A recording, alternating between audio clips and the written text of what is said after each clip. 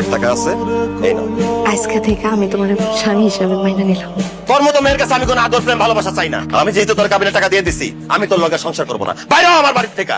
তোমার সাথে সংসারও করতে চাই। তুই জানোস তোর এই কাবিনের টাকার জন্য আমার দোকানটা বন্ধ হয়ে গেছে। আমি রিক্সা চালাইছি, মানুষের হাতে পায়ে ধরছি টাকা ধার নেওয়ার জন্য। তুই আমার কাবিনের টাকা মাফ করস নাই, উল্টা আমার কাপুরুষ কইছস, আমারে জেল খাটানো হুমকি পর্যন্ত দিছস। আজকে আমি এই বাড়ির ভিটার বন্ধক দিয়া তোর কাবিনের টাকা বুঝাই দিস। এত কিছু পড়তে ভাবলি কিভাবে আমি তোর মতো মেয়ের সাথে সংসার করবো? হ্যাঁ, দলিল ঠিকই আছে। আফতাব ভাই, কথা আগে বাড়ান। শাহিদ, এই স্ট্যাম্পে সই করে দে।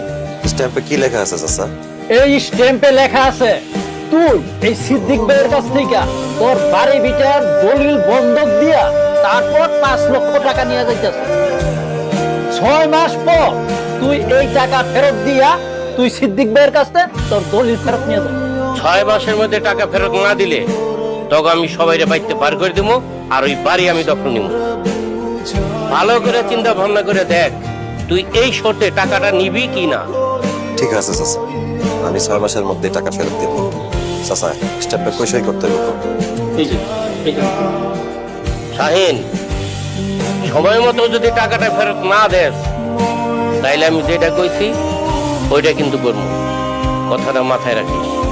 চিন্তা করেন না চাচা, সময় মতো এসে আমি টাকা ফেরত দিয়ে দিব। আসসালামু আলাইকুম চাচা।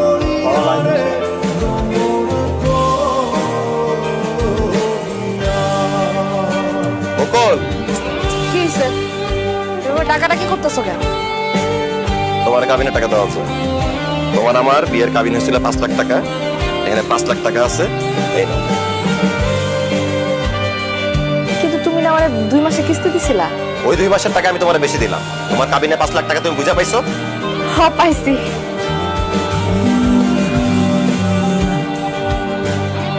শাহিন, তোমার অসংখ্য ধন্যবাদ। তুমি জানো না আজকে আমি কত খুশি হয়েছি।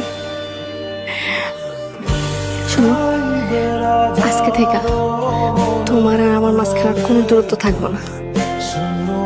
আজকে থেকে আমি তোমার কাছে আসবো, তোমারে ভালোবাসবো, তোমার আদর করবো। আজকে থেকে আমি তোমার স্বামী হিসাবে মেনে নিলাম। তোর মতো মেয়ের কাছে আমি কোনো আদর প্রেম ভালোবাসা চাই না। এমনকি আমি তোর মতো মেয়ের আমার বউ হিসাবেও মানি না। শুধু তুমি কি কইতাছো? আমার বউ হিসেবে মানো না কেন? কারণ তোর তো স্বামীর দরকার নাই, তোর দরকার কাবিনের টাকা। দিয়ে দিলাম তোর কাবিনের টাকা। যা, এখন কাবিনের টাকা নিয়ে থাক। কাবিনের টাকারে বল তোর খাওয়ান পরন দিতে। কাবিনের টাকারে বল তোর স্বামীর আদর সোহাগ দিতে। আমি যেহেতু তোর কাবিনের টাকা দিয়ে দিছি, আমি তোর লগে সংসার করবো না। বাইরে হ আমার বাড়ির থেকে। না ভাই, এসব কথা করো না। আমি এই বাড়ি থেকে কোথাও যাবো না। আমার কাবিনের টাকা চাই, কিন্তু আমি আমি তোমার সাথে সংসারও করতে চাই। চুপ কর। তুই জানোস তোর এই কাবিনের টাকার জন্য আমার দোকানটা বন্ধ হয়ে গেছে।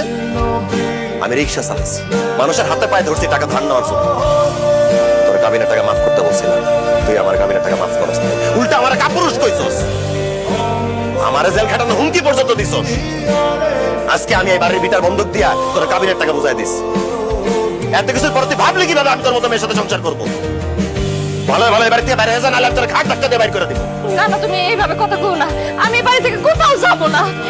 আম্মা, আম্মা, আপনি বলতেছেন না? হ্যাঁ, আপনি পোলারে কি কইতাছে? আম্মা, আপনি একটু বুঝান, আপনার ছেলেরা বুঝান না। আম্মা, এখন কেন আমি বুঝাইব না? যখন আমি তোমারে বুঝাই বলছিলাম তখন তো তুমি বুঝবানো নাই। এখন আমার ছেলে যা বলতেছে একদম ঠিক কথা বলতেছে।